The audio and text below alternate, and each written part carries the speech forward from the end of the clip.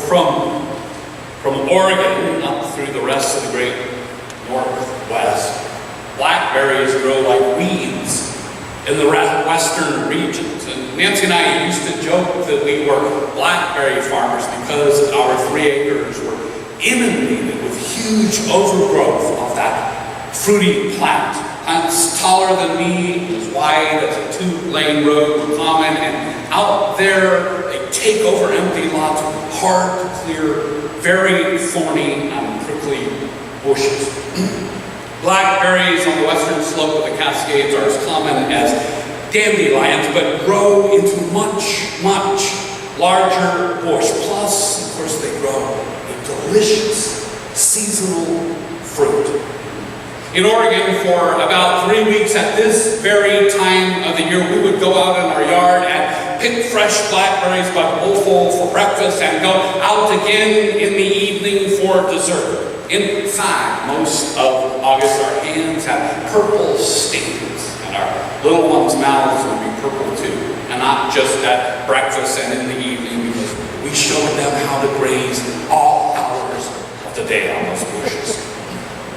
As long as we could keep the bushes trimmed back, blackberries were a perfect plant to have around. But those thorns had to be endured to get to the fruit. And so, in addition to the royal purple stains, very often in blackberry season, we also have bits of red from scratches on our arms and other places. We learned early on that in order to enjoy the perfect fruit of the blackberry, those thorns had to be endured. They were a part of the bargain. And when we accepted that deal, we got all the delicious fruit we could eat without paying a cent.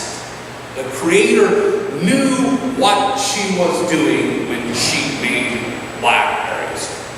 And you'd be hard-pressed to show me anything more perfect than a blackberry. They have nourishing vitamins, good calories, and the taste is divine.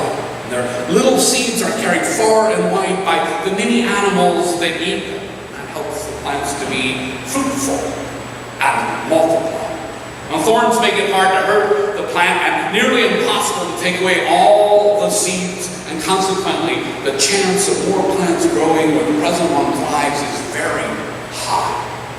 From a berry picking standpoint, though, those protective thorns can range from being a nuisance to being very harmful. They're part of the experience. And I'm discussing blackberries because our reading from Paul's second epistle to the Corinthians has this very famous reference to a thorn given to me in the flesh. And anyone on the northern part of the West Coast probably thinks of blackberries when they think of thorns because they are very much part of the outdoor life there. As far as Paul goes, there are many, many guesses as to what type of thorn in the flesh he was referring to, the thorn that he suffered. And while I've never encountered anyone suggesting it had something to do with blackberry thorns or a literal thorn of any kind for that matter, there are all sorts of guesses at what the thorn that troubled Paul actually was. I've heard everything from a disease to sexuality to misfortune to mistreatment by opponents to even his own remorse for his past mistreatment of others. On Marcus Borg and John Dominic Crossan, two of my favorite modern theologians, lay out compelling evidence that the thorn was a lifelong suffering from malaria. And if I had to pick, I'd probably go with that, but we really don't know, which may be just as well, because not knowing allows Paul's thorn to serve as a metaphor for all types of thorn that cause pain. Paul had a remarkable and a worthy life, and in 2 Corinthians, Paul discusses some of the extraordinary parts, especially in our text this morning. But ironically, Paul does so to expressly not boast about it, which is why Paul uses a third-person description at the beginning of our reading, a description of his incredible spiritual connection to heaven and God and Jesus. He lifts them up as modestly as he can to show that he has these awesome things others lift up and boast about to prove God's favor for them. But instead of vainly focusing on glories and blessings, Paul remarkably points to an embedded thorn, a terrible thing in his life that he has to live with. Paul's theological point does not require knowledge of the specifics of his thorn, only that a thorn persists, and he can, and he does find God's favor with it.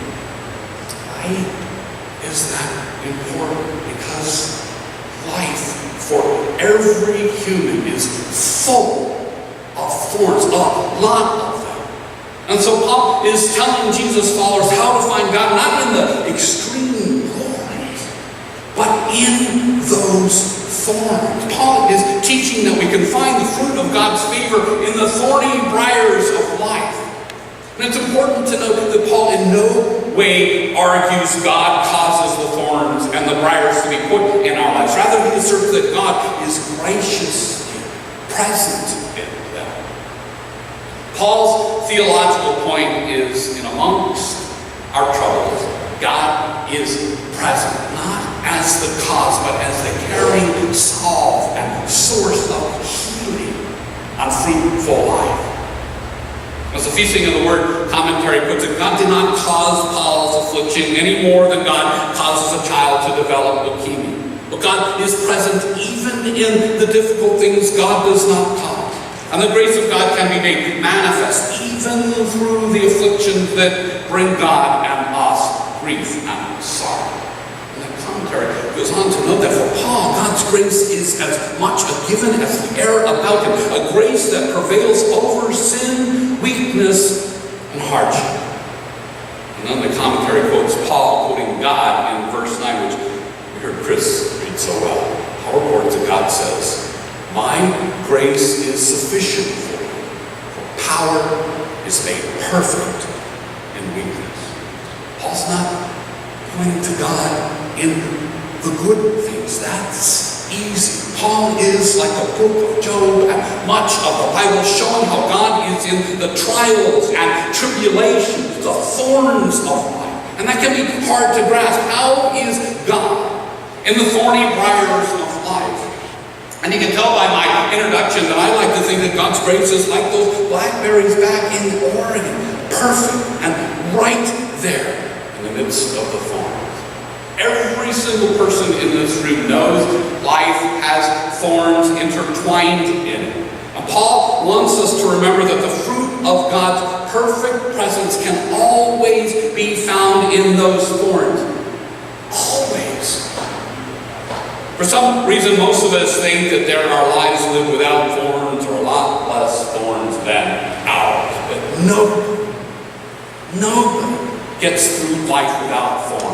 Most lives are like those northwest blackberry bushes, full of thorns, disease, disabilities, ailments, misfortune, mistreatment, others' bad choices, our own bad choices. All of them hurt and scar us. Life includes a lot of rough and tough experiences, like Job before him.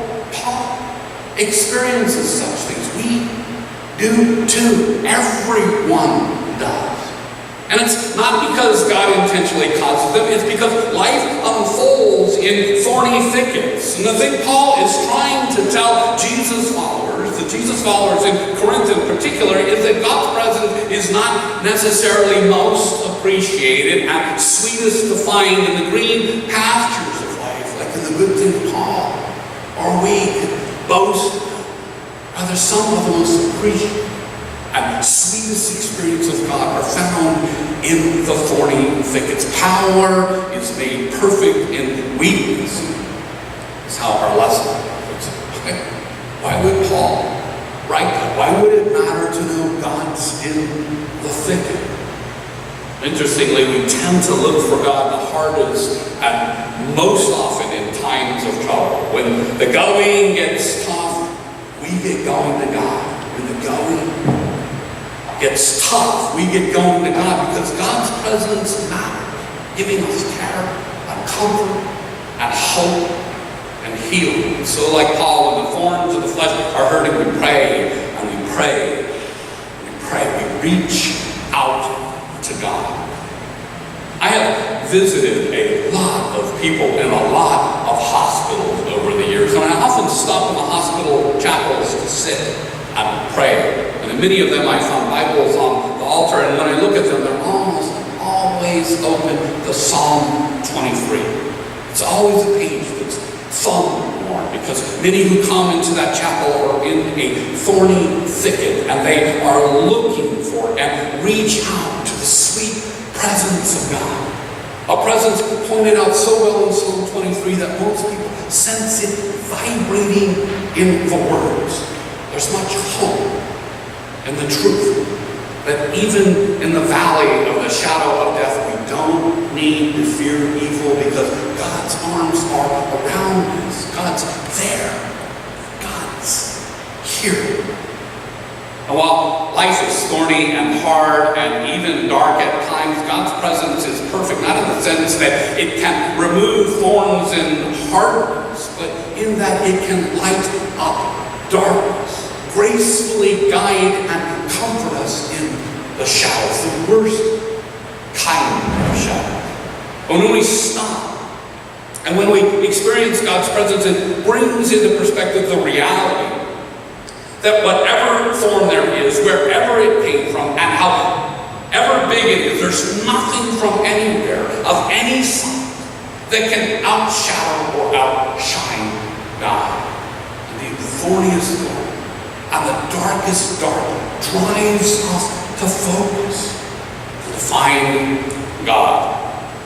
And so, see, power is made perfect in weakness, because when we are out of the green pastures of life, the briars of life, God's presence is what we need. It's what we hone in on. It's what we find.